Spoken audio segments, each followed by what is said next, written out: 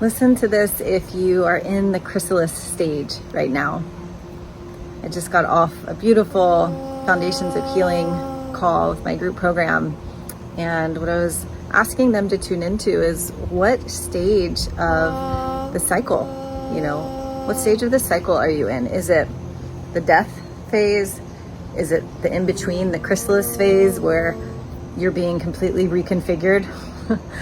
Or is it the rebirth? And all of us collectively are somewhere along that journey, along that path. And it takes a lot of patience.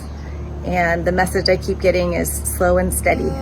We need to be slow and steady with our progress. Keep opening, keep allowing, keep surrendering to the process. If any of you need support and you're a highly sensitive being, maybe you're going through a massive transition, getting stuck in states of dysregulation, and you just know that you need support, I have a free workshop for you this Friday, the 26th of July, 12 p.m. Pacific time, how to resolve anxiety and trauma without overwhelm. Hope you can join me, and I hope you have a beautiful day. Please leave any questions below if you're going through this chrysalis stage, anywhere in between. Aloha.